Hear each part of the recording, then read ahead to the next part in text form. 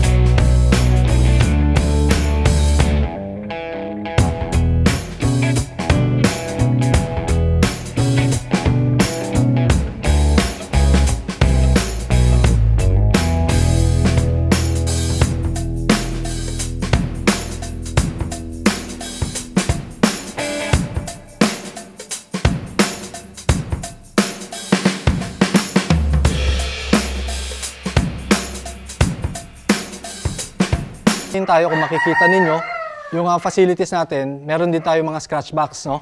So ginagamit natin ito for training din, okay, maloosen up yung mga muscles ng mga stags natin, yung mga cocks natin. Naglalagay tayo dito, dapat yung mga stags natin, yung mga manok natin ay empty para po sila kumaskas, no? Dito po, naglalagay tayo sa scratch box, 5 to 10 minutes lang. So to warm up lang yung kanilang mga muscle bago sila ilagay dun sa gradas. So mga katukaan, no, kung nakikita nyo ngayon, nandito tayo sa rueda. Ito yung tinatawag natin na pit. So kung saan dito tinetraining natin yung ating mga manok, yung ating mga stags, para masanay na umapak sa lupa. Kung makikita ninyo, ang sukat nito ay 20 feet by 20 feet, no? So kung kaya ng mas malaki, mas maganda. Ang tendency kasi minsan pagka ang manok nasanay sa maliit na gradas or rueda, may tendency po na sumugod yung mga manok natin during training. So natututo sila ng mga bad habits. So dito, sinisimulate natin yung scenario dun sa rueda. So sasanayin sila ditong palakarin, ikahig, isampi. Ang sparring din, dito na rin po ginagawa. Tapos kung makikita ninyo, meron din tong mga ilaw, no, full lighted. Tapos dito na rin tayo naglalagay ng mga sounds para masanay sila sa ingay ng rueda. So dito po pagka nagpapailaw tayo, no, sinasabay na natin yan sa palakad tuwing umaga po. Ibig sabihin po noon, madaling araw. Habang madilim pa, mga alas 4 po ng madaling araw, nag-i-start na po yung mga boys natin. Mas gusto po kasi namin madaling araw kasi dun gising yung sistema ng manok, empty yung manok, mas kumikilos sila. Kasi pagkagabi, mas gusto namin yung mga stags namin, yung mga hinahanda natin, makapagpahinga na po. So, importante po ito sa mental training ng mga manok para hindi sila manibago pagkadating po sa araw ng laban.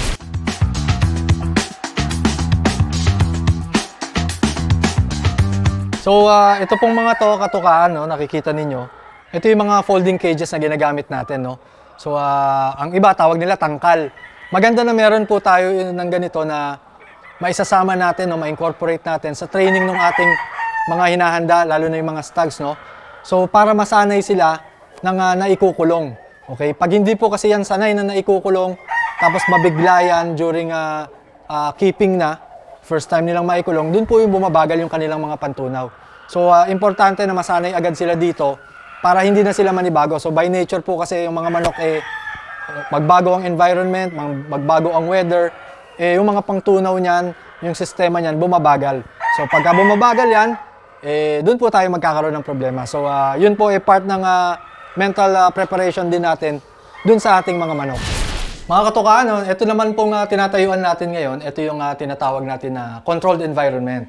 Ito yung cock house natin kung saan natin kinokontrol yung weather, lalo na pagka mauulan na panahon, tapos syempre yung mga lugar na lalabanan natin mainit. So dito natin ina-adjust yung body temperature, body moisture ng ating mga manok. So dito, kaya nating i-adjust yung humidity, yung room temperature para mag-suit dun sa lugar na lalabanan natin. So, itong cock house po natin na ito ay meron siyang aircon para mas mabunot natin yung moisture. So depende po yun sa lugar na lalabanan. So kung lalabanan natin na lugar na sabungan, may aircon cock house o may aircon yung sabungan, nag-aircon po tayo dun sa mga manok para masanay.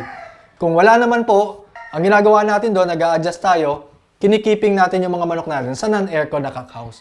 So, gaya po ng sinasabi natin lagi, yung adjustment nating mga handler, nasa kamay po natin yon, depende sa pangangailangan ng manok at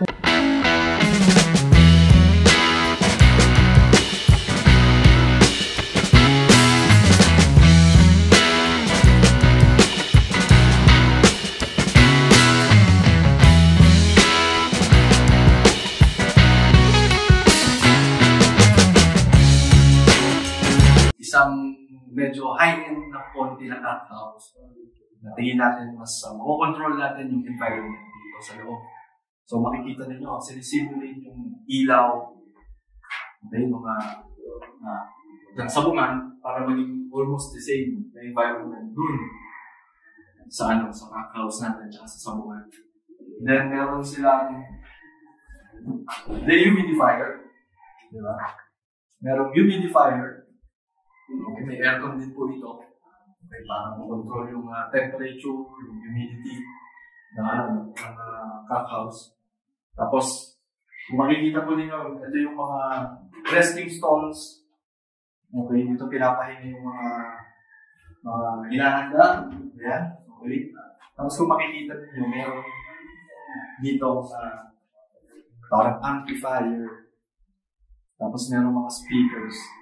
So, during training, during pointing, during conditioning, binilalagyan sila ng sounds para ma-simulate na kung ano yung meron doon sa sabungan. Yan. Okay? So, dapat meron yung hygrometer, thermometer, para ma-check yung humidity at yung temperature ng ating mga cock house. Kung kaya na.